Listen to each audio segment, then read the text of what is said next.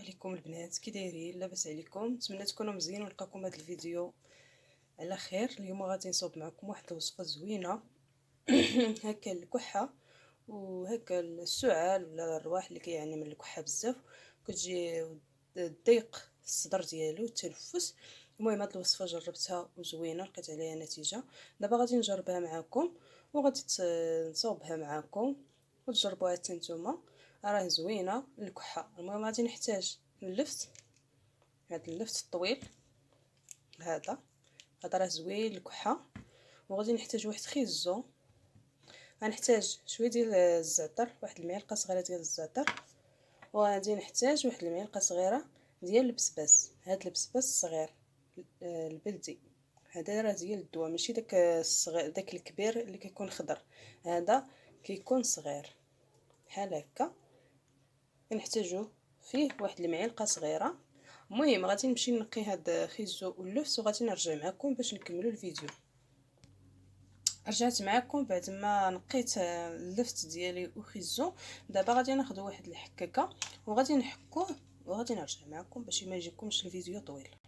المهم البنات بعد ما حكيت خيزو ديالي واللفت كنحصلوا على هكا، غادي ناخذ واحد الكاس، هكا كاس يكون كبير شويه، غادي نديرو فيه داك اللفت.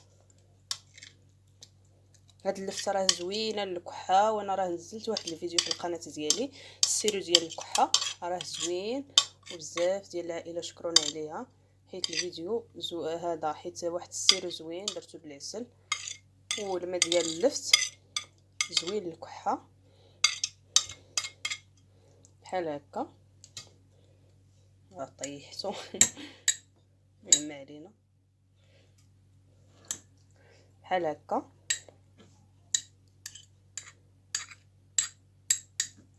غادي نزيدو عليه ديك المعلقه ديال النافع او البسباس بحال هكا، وغادي نزيدو عليه الزعتر هكا.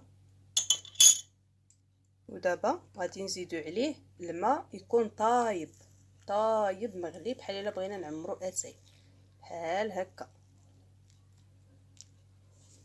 باش المكونات يطلقوا لينا داكشي ديالهم، دوك فيتامينات وداك باش نحصلوا على واحد المحلول ولا واحد السيرو بحال هكا.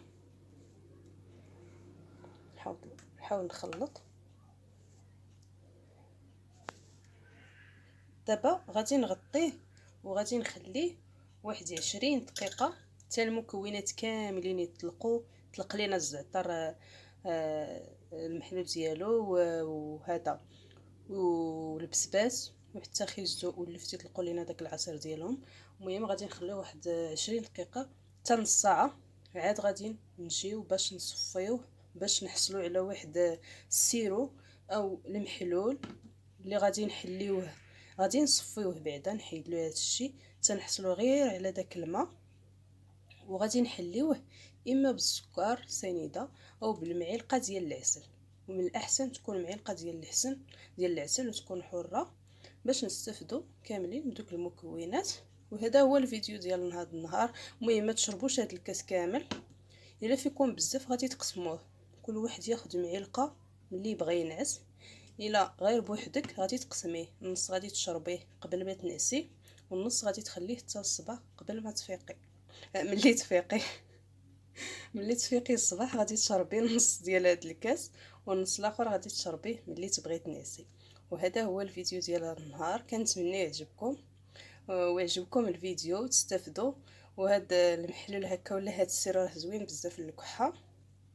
وإلا اول مره كتشوفي القناه ديالي ما تنسينيش من الاشتراك وتفعيل الجرس باش يوصلك الجديد، واللي مازال ما شاركش في القناه ديالي يشارك، حيت عندي غير وصفات عاديين وكل شيء كيكون موجود في الدار. وكنتمنى يعجبكم الفيديو، كملوا لي الفيديو حتى الاخر وخلي لي لايك ديالكم اللي عجبو الفيديو، ولا اللي فايت ليها جربات هذه الوصفه تخلي لينا تعليق باش كل شيء يستافد. وكنتمنى لكم الشفاء. هاد السيرو راه طبيعي ما زدتلو حتى شي حاجه. السلام عليكم، حتى الفيديو الجاي ان شاء الله وشي حاجه جديده. والفيديو جديد. السلام عليكم.